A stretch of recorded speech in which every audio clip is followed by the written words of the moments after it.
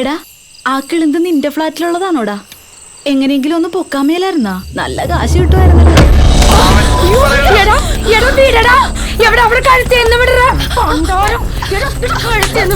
എന്താടാ അവള് പറഞ്ഞത് കാര്യമല്ലേ? നിനക്ക് ചൊറിയാൻ എന്താ? അവള് നിന്റെ കാമുകി വലുതാണോ? നിർത്തടി.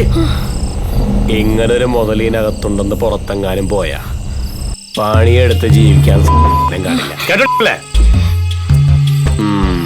നീ വിട് ശശാങ്ക.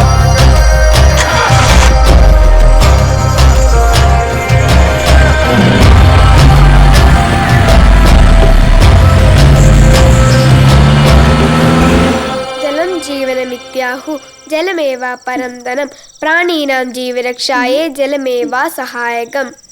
ചേച്ചിക്ക് പഠിക്കാനൊന്നുമില്ലേ? ജലം ജീവനമിത്യാഹു ജലമേവ പരന്തനം പ്രാണീനാം ജീവരക്ഷായേ ജലമേവ സഹായകം. ജലം ജീവനമിത്യാഹു ജലമേവ പരന്തനം പ്രാണീനാം ജീവരക്ഷായേ ജലമേവ സഹായകം. ഉറങ്ങാതിരുന്ന് പഠിക്കടാ. ജലം ജീവനമിത്യാഹു ജലമേവ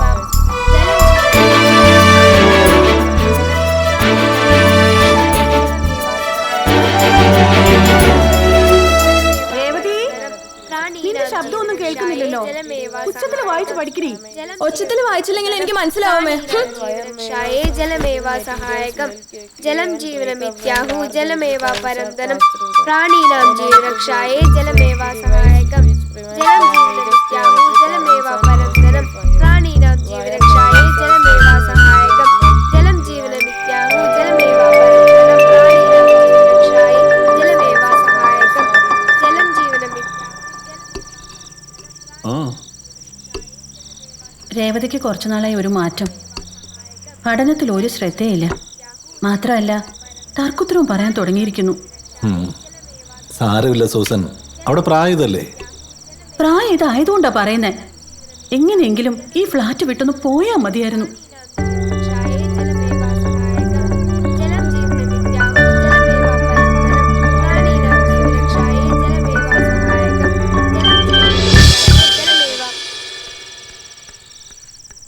എൻ്റെ അവസ്ഥ ഈ ചപ്പാത്തി പോലെ സൂസൻ. അടിച്ചു പരത്തി തിരിച്ചും മറിച്ചു വിട്ട് പൊള്ളിക്കുന്ന പോലെ. ഏയ് എന്തു പറ്റി? അല്ല, ഈ ഓഫീസിലെ പ്രഷർ, അതുകൊണ്ട് പറഞ്ഞു പോയതാ. ആ എന്റെ ജോലിയുടെ കാര്യം അന്വേഷിച്ചായിരുന്നോ? സമയം കിട്ടണ്ടേ സൂസൻ? നാളെ ആവട്ടെ. ഞാൻ കൺസൾട്ടൻസി വരെ പോകുന്നുണ്ട്. പോയിട്ട് കാര്യമൊന്നുമില്ല. എന്തെങ്കിലും ആയെങ്കിലും അവർ വിളിക്കില്ലേ? നമ്മൾ ചോദിക്കാനുള്ളത് ചോദിക്കണ്ടേ? ആവശ്യക്കാരൻ നമ്മളല്ലേ. ഞാനവിടെ പോയി അന്വേഷിക്കുന്നില്ലെന്നാണോ നീ പറയുന്നേ?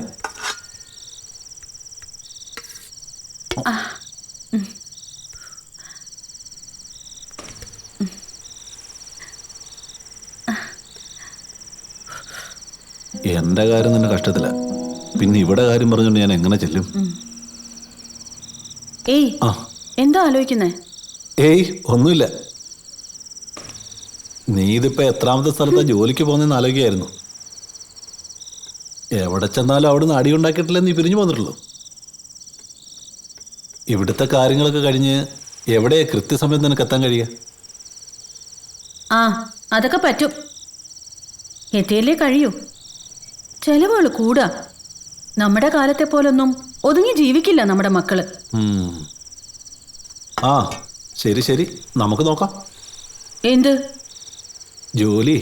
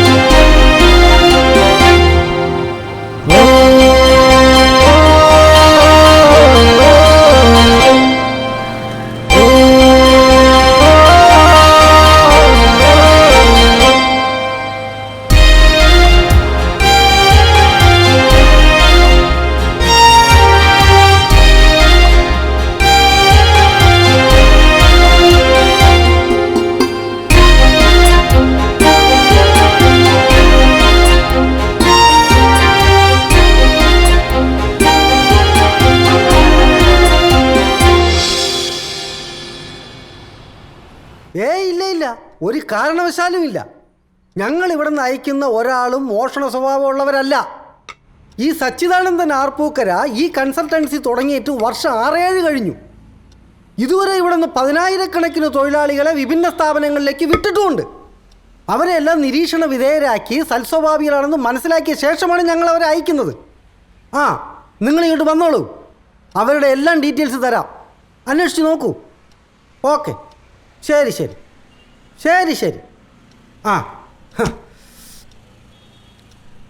കണ്ടില്ലേ, നിങ്ങളെപ്പോലുള്ള ആൾക്കാർക്ക് ജോലി തന്ന് സഹായിക്കുമ്പോൾ എനിക്ക് കിട്ടുന്ന പണി. നിങ്ങൾക്കൊക്കെ ഒരു വിചാരമുണ്ട്, നിങ്ങൾക്ക് ജോലി വാങ്ങിത്തന്ന് കമ്മീഷൻ കൈപ്പറ്റി കഴിഞ്ഞാൽ പിന്നെ നിങ്ങളും ഞാനും തമ്മിലുള്ള ബന്ധം തീർന്നെന്ന്. നിങ്ങൾ വർക്ക് ചെയ്യുന്ന സ്ഥാപനത്തിൽ നിങ്ങളെന്തെങ്കിലും അലമ്പുണ്ടായി കഴിഞ്ഞാൽ ഇതുപോലെ കോൾ ഇങ്ങോട്ട് വരും, ഇതേപോലെ സമാധാനവും പറയേണ്ടി വരും. കഴിഞ്ഞ ആഴ്ചയിൽ ഒരുത്തനൊരു സ്ഥാപനത്തിലേക്ക് വിട്ട് അവൻ അവിടെ നിന്ന് കുറച്ച് കാശും അടിച്ചുകൊണ്ട് പോയെന്നാണ് ഇപ്പം കിട്ടിയ പരാതി.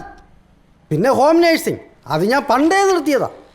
ഇതുപോലൊരു പ്രശ്നം 2 വർഷം മുമ്പ് ഉണ്ടായി. അപ്പം ഞാൻ പറഞ്ഞു വന്നത്, ഒരു 2 ദിവസം കഴിയട്ടെ, എന്തെങ്കിലും ആയ ഞാൻ വിളിക്കാം. എന്താ പോരെ? അല്ല സാർ, എൻ്റെ അവസ്ഥ... എടോ, തൻ്റെ അവസ്ഥ താൻ തന്നെ ഉണ്ടാക്കി വെച്ചതല്ലേ. കൃത്യസമയത്ത് ജോലിക്ക് ചെയ്യുന്നില്ലേ, പിന്നെ പിടിച്ചു കിടത്തില്ലേ?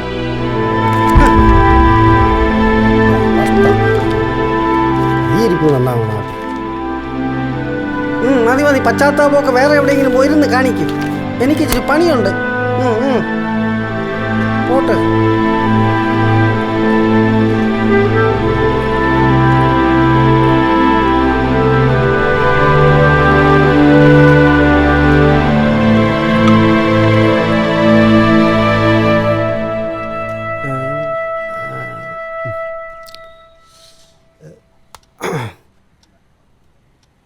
ഹലോ, രമയല്ലേ? പുതിയ ജോലിക്ക് എങ്ങനെയുണ്ട്? എന്തെങ്കിലും കുറവുണ്ടെങ്കിൽ പറയണം കേട്ടാ. കുറവുണ്ടോ? ഞാൻ കൂട്ടിത്തരാം. അങ്ങനെ ശമ്പളമൊന്നും കുറയ്ക്കാൻ സമ്മതിക്കരുത്, അതൊക്കെ ഞാൻ വാങ്ങിച്ചു തരും. അങ്ങനെ നിങ്ങൾക്കൊന്നും ഒരു കുറവും ഞാൻ വരുത്തത്തില്ല.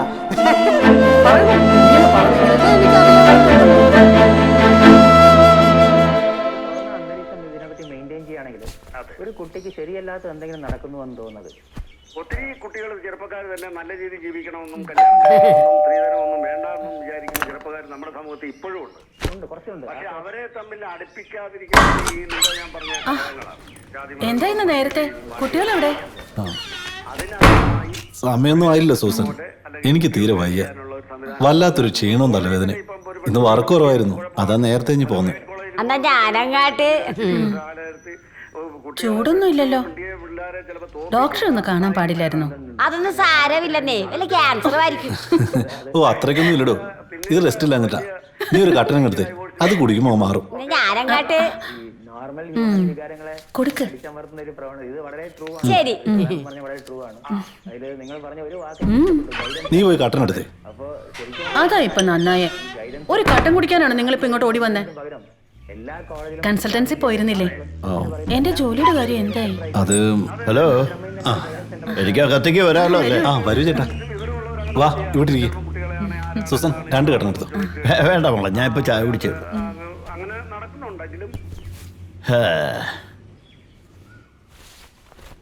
അല്ല, ജോലി പോയ കാര്യം നീ സൂസനോട് പറഞ്ഞോ? ഇല്ലില്ല. പിന്നെ കൺസൾട്ടൻസിയുടെ കാര്യം നീ പറയുന്ന കേട്ട്? അത് സൂസന്റെ ജോലിക്കാരെയാ. അവക്ക് എവിടെ ജോലി കിട്ടിയാലും 3 മാസത്തിനുള്ളിൽ തയ്ക്കില്ലല്ലോ. പിന്നെ എങ്ങനെയാ, എന്ത് ധൈര്യത്തിലാണ് ഞാൻ ഇവിടെ ജോലിക്കാരും കൺസൾട്ടൻസി പറയാ? അത് ശരിയാ. എന്തായി, വല്ലതും തരപ്പെട്ടോ? എന്താവാനാ, അവരിനി കുറെ ഇട്ട് നടത്തിക്കും. ഇനിയിപ്പോ അതുവരെ എങ്ങനെ പിടിച്ചു നിൽക്കുന്ന ഞാൻ ആലോചിക്കുന്നത്. എല്ലാം കർത്താവ് തമ്പുരാൻ കാണുന്നുണ്ടല്ലോ, ഒക്കെ ശരിയാവും. ചേട്ടത്തി എന്തിയാ ചേട്ടാ? അയ്യോ, അവളവിടെ ഉണ്ടേ. ഞാനൊന്ന് പുറത്തേക്ക് ഇറങ്ങാൻ തുടങ്ങിയിരുന്നു, മാർക്കറ്റ് വരെ ഒന്ന് പോകണം. എന്നാ പിന്നെ ഞാൻ ഇറങ്ങിക്കോട്ടെ? ഓ ആയിക്കോട്ടെ, വൈകിട്ട് കാണാം. Okay, by. ഓ, മക്കളൊക്കെ ഉണ്ടായിട്ട് എന്ത് കാര്യം? അവസാന കാലത്ത് അവര് 2 പേരും മാത്രമായി. നമ്മുടെ മക്കൾ വലുതായി, ഇനി അധികം നാൾ വേണ്ട. അവരെ വിവാഹം കഴിപ്പിക്കണം, വീട് വെക്കണം, വിശ്രമമില്ലാതെ ഇനിയും ഓടണം. അവസാനം നമുക്കും നമ്മൾ 2 പേരും മാത്രമേ ഉണ്ടാവൂ, അല്ലേ? അതൊക്കെ ഈശ്വരനല്ലേ തീരുമാനിക്കുന്നത്. എല്ലാം സമയാസമയത്ത് കൃത്യമായി നടന്നോളൂ.